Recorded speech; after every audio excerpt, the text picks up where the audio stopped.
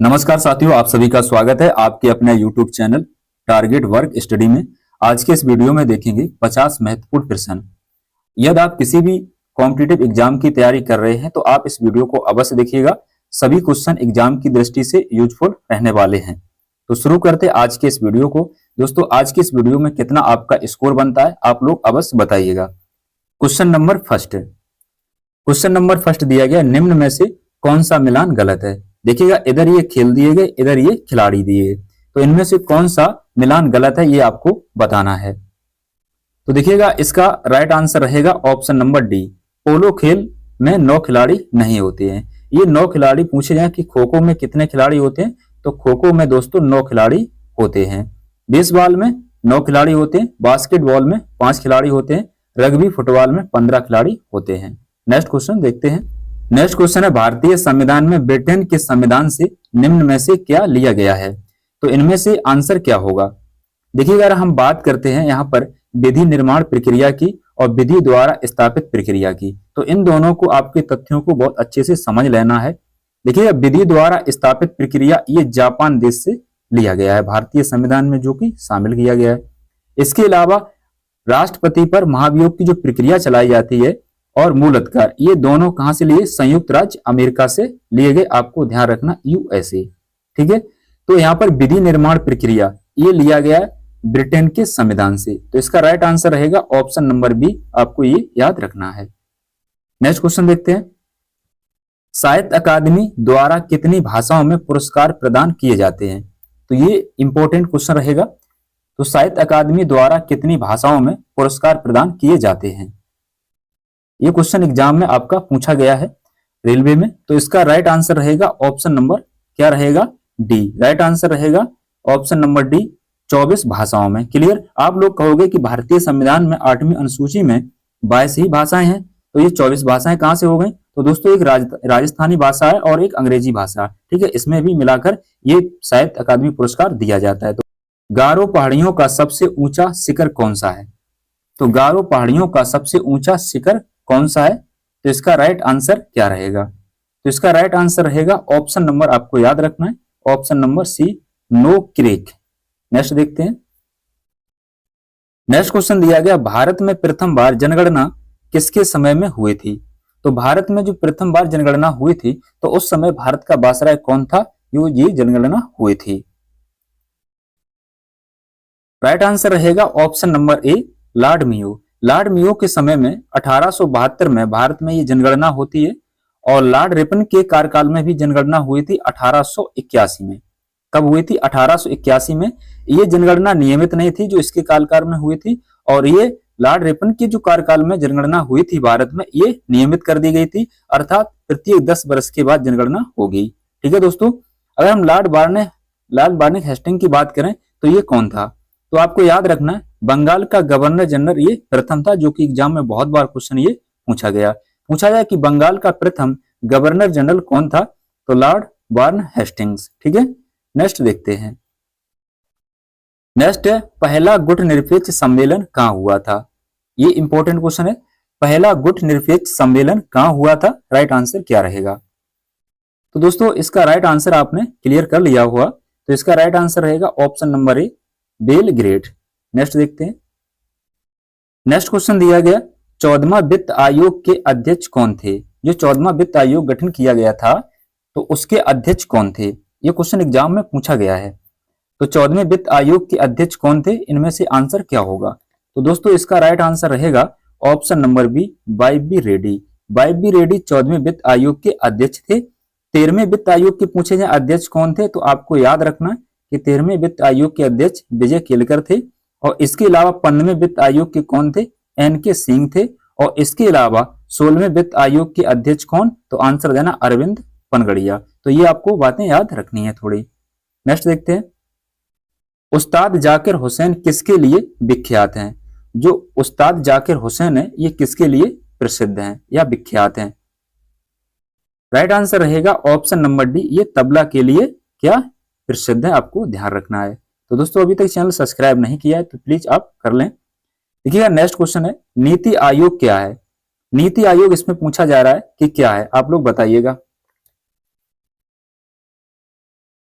देखिएगा इसका right answer हो जाएगा ऑप्शन नंबर ए, नीति आयोग एक असंवैधानिक निकाय है। तो दोस्तों आपको याद रखना ये क्वेश्चन, नीति आयोग कैसा है, असंवैधानिक निकाय है।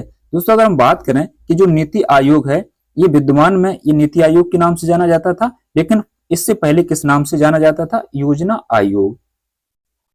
तो योजना आयोग का नाम बदला गया और क्या कर दिया गया, नीति आयोग। ठीक है दोस्तों, तो योजना आयोग का गठन कब किया गया था, 1950 में किया गया था, और नीति आयोग का ध्यान रखना 2015 में किया गया था। क्लियर। नीति आयोग के अध्यक्ष कौन होते हैं, ध्यान रखना भारत के प्रधानमंत्री। ठीक है, तो जो भारत का प्रधानमंत्री होगा वो नीति आयोग का क्या रहेगा, अध्यक्ष रहेगा। क्लियर। नेक्स्ट देखते हैं, कार्य करने की दर कहलाती है, बल कहलाती है, विभव, शक्ति, विद्युत धारा। तो इनमें से क्या कहलाती है, राइट आंसर इसका रह जाएगा ऑप्शन नंबर बी, विभव कहलाती है। तो कार्य करने की दर विभव कहलाती है। नेक्स्ट देखते हैं, देखिएगा फ्रंटियर गांधी के नाम से किसे जाना जाता है। तो ये फ्रंटियर गांधी के नाम से किसे जाना जाता है, इसमें आपको आंसर बताना है। तो आप लोग जल्दी से कमेंट में बताइएगा कि इसका आंसर क्या है। देखिएगा इसका राइट आंसर रहेगा option number A, Abdul Gaffar Khan को फ्रंटियर गांधी के नाम से जाना जाता है। लाला लाजपत राय को किस नाम से भी जाना जाता है, पंजाब केसरी के नाम से भी जाना जाता है। सुभाष चंद्र बोस को किस नाम से जाना जाता है, तो आपको ध्यान रखना नेताजी इन्हीं को कहा जाता है। क्लियर। इसके अलावा सरदार वल्लभ भाई पटेल को ध्यान रखना है किस नाम से जाना जाता है, लौह पुरुष के नाम से जाना जाता है। किसके नाम थे, लौह पुरुष। और जो सरदार की उपाधि दी थी वल्लभ भाई पटेल को, बताइए कहाँ की महिलाओं ने दी थी, आप लोग बताइएगा। नेक्स्ट है, मकड़ी के अध्ययन को क्या कहते हैं, मकड़ी के अध्ययन को क्या कहते हैं। तो इसका आंसर क्या होगा, तो इसका आंसर हो जाएगा ऑप्शन नंबर डी, मकड़ी के अध्ययन को मर्कटक विज्ञान यानी कि अर्कनोलॉजी कहते हैं। नेक्स्ट देखते हैं, नेक्स्ट क्वेश्चन दिया गया, रूपकुंड झील किस राज्य में स्थित है, रूपकुंड झील किस राज्य में स्थित है, आप लोग बताइएगा। तो दोस्तों इसका राइट आंसर रहेगा ऑप्शन नंबर सी, उत्तराखंड में। ठीक है, तो रूपकुंड झील किस राज्य में, उत्तराखंड में स्थित है। नेक्स्ट देखते हैं, ओदंतपुरी विश्वविद्यालय किस राज्य में स्थित है, ओदंतपुरी विश्वविद्यालय किस राज्य में स्थित है। राइट आंसर रहेगा ऑप्शन नंबर डी, ये बिहार राज्य में स्थित है। नेक्स्ट क्वेश्चन देखते हैं, देखिएगा भारत का संविधान कब लागू हुआ था। तो भारत का संविधान जो लागू हुआ था ये 26 जनवरी 1950 को लागू हुआ था पूर्ण रूप से। ठीक है, इसके अलावा पूछा जाए कि अंगीकृत कब हुआ था, तो ये 26 नवंबर 1949 को अंगीकृत हुआ था। दोस्तों आगे हम लोग और भी पढ़ेंगे, जैसे झंडा कब स्वीकारा गया, ठीक है, राष्ट्रीय गान कब स्वीकारा गया। पूरा वीडियो आपको देखिएगा, आपको समझ में आ जाएगा कि ऐसे क्वेश्चन थे इसमें। केंद्रीय लोक सेवा आयोग की स्थापना किस वर्ष हुई थी, जो केंद्रीय लोक सेवा आयोग है इसकी स्थापना किस वर्ष हुई थी, यह क्वेश्चन में पूछा गया था। तो इसका राइट आंसर रहेगा ऑप्शन नंबर ए, 1926 में केंद्रीय लोक सेवा आयोग की स्थापना की गई थी।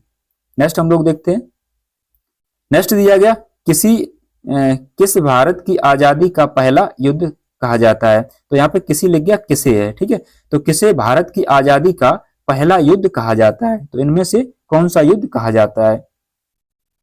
तो देखिएगा इसका राइट आंसर रहेगा ऑप्शन नंबर ए, सिपाही विद्रोह। तो ये कब हुआ था, 1857 में। ठीक है, तो बताइएगा बक्सर का युद्ध कब हुआ और प्लासी का युद्ध कब हुआ था। ठीक है, आप लोग बताइएगा जरूर। नेक्स्ट है, दुनिया में चौथा सबसे बड़ा महाद्वीप कौन सा है, दुनिया में चौथा सबसे बड़ा महाद्वीप कौन सा है, इनमें से बताइएगा। ये क्वेश्चन बहुत पूछे जाते हैं। तो इसका राइट आंसर रहेगा ऑप्शन नंबर सी, दक्षिणी अमेरिका। ठीक है, दक्षिणी अमेरिका जो द्वीप है, महाद्वीप, ये दुनिया में चौथा सबसे बड़ा महाद्वीप है। नेक्स्ट देखते हैं, नाट्य शास्त्र के लेखक कौन है, नाट्य शास्त्र के लेखक कौन है। तो इसका राइट आंसर रहेगा ऑप्शन नंबर क्या रहेगा, आप लोगों को पता होगा, ऑप्शन नंबर ए, भरत मुनि। नेक्स्ट देखते हैं, नेक्स्ट क्वेश्चन दिया गया है, पाल साम्राज्य का संस्थापक कौन था। तो इनमें से पाल साम्राज्य का संस्थापक कौन था। तो राइट आंसर रहेगा इसका ऑप्शन नंबर डी, गोपाल। तो पाल वंश का जो संस्थापक है गोपाल था। श्रीगुप्त ने, ध्यान रखना, गुप्त वंश की स्थापना की थी, और इसके अलावा चंद्रगुप्त मौर्य ने मौर्य वंश की स्थापना की थी। गौतम बुद्ध ने, ध्यान रखना, बौद्ध धर्म की स्थापना की थी। नेक्स्ट देखते हैं, पशुपति किस काल में मनाया जाता था। तो यहाँ पर काल लिखा है। ठीक है, तो किस काल में मनाया जाता था? राइट आंसर रहेगा ऑप्शन नंबर डी, हड़प्पा संस्कृति में। ठीक है, नेक्स्ट देखते हैं। राज्यसभा के सदस्य के पद की अवधि क्या होती है? राइट आंसर रहेगा ऑप्शन नंबर सी, 6 साल की होती है। देखिएगा 5 साल की किसकी होती है? लोकसभा के, ध्यान रखना, सदस्य की। और राज्यसभा का कोई सदस्य अगर बनता है तो उसके लिए न्यूनतम आयु कितनी? 30 वर्ष होती है, ध्यान रखना। और लोकसभा का कोई सदस्य है तो उसके लिए 25 वर्ष की आयु होनी चाहिए न्यूनतम। नेक्स्ट देखते हैं। हड़प्पा शहर किस नदी के किनारे स्थित है? तो इनमें से बताइएगा कि हड़प्पा शहर किस नदी के किनारे है। तो आप लोगों को सबको पता होगा कि इसका राइट आंसर क्या होगा? ऑप्शन नंबर सी, रावी नदी के किनारे है। नेक्स्ट देखते, क्वेश्चन है, भारत का सर्वोच्च न्यायालय कब स्थापित किया गया था? राइट आंसर रहेगा ऑप्शन नंबर बी, 1950 में, ध्यान रखना, स्थापित किया गया था। और 1 अक्टूबर 1937 को संघीय न्यायालय की स्थापना हुई थी, ये भी आपको याद रखना है। नेक्स्ट है, भारत के राष्ट्रपति पद की शपथ कौन दिलाता है? तो भारत के राष्ट्रपति पद की शपथ कौन दिलाता है? राइट आंसर रहेगा ऑप्शन नंबर सी, भारत के मुख्य न्यायाधीश। नेक्स्ट देखते हैं। पानीपत का द्वितीय युद्ध कब हुआ था? पानीपत का द्वितीय युद्ध कब हुआ था? तो पानीपत का द्वितीय युद्ध 1556 में हुआ था, और पहला युद्ध, ध्यान रखना, 1526 में, और तीसरा 1761 में। क्लियर। नेक्स्ट हम लोग देखते हैं। नेक्स्ट है, भारत के प्रथम मुस्लिम राष्ट्रपति कौन थे? राइट आंसर रहेगा option number C, doctor Zakir Hussain. Doctor Zakir Hussain Bharat के प्रथम मुस्लिम राष्ट्रपति हैं। ठीक है, आपको याद रखना है। लेकिन भारत का प्रथम राष्ट्रपति कौन? डॉक्टर राजेंद्र प्रसाद। ठीक है, नेक्स्ट देखते हैं। जबलपुर किस नदी के किनारे स्थित है? तो जबलपुर किस नदी के किनारे स्थित है? तो ये नर्मदा नदी के किनारे स्थित है। क्वेश्चन है, पवन चक्की यानी कि राष्ट्रीय स्मारक किस देश में है? तो पवन चक्की राष्ट्रीय स्मारक किस देश में स्थित है? तो ये स्थित है, राइट आंसर रहेगा ऑप्शन नंबर ए, डेनमार्क में। तो डेनमार्क में ये स्थित है। नेक्स्ट है, झुकी हुई मीनार जो राष्ट्रीय स्मारक है, ये किस देश में स्थित है? राइट आंसर रहेगा ऑप्शन नंबर क्या रहेगा? बी, इटली में। नेक्स्ट क्वेश्चन देखते हैं। विश्व व्यापार संगठन का मुख्यालय कहाँ स्थित है? राइट आंसर रहेगा ऑप्शन नंबर क्या रहेगा? बी रहेगा, जिनेवा में। नेक्स्ट देखते हैं। देखिएगा, इनमें से कौन सा मंदिर मध्य प्रदेश में स्थित है? तो इसका राइट आंसर रहेगा ऑप्शन नंबर क्या? सी, मान मंदिर। ठीक है, नेक्स्ट हम लोग देखते हैं।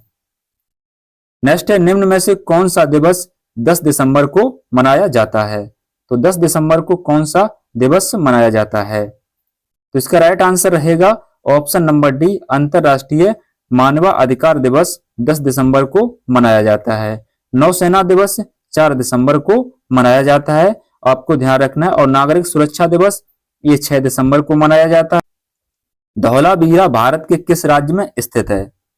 राइट आंसर रहेगा ऑप्शन नंबर ए, गुजरात राज्य में स्थित है। नेक्स्ट देखते हैं। हुमायूं का मकबरा कहाँ स्थित है?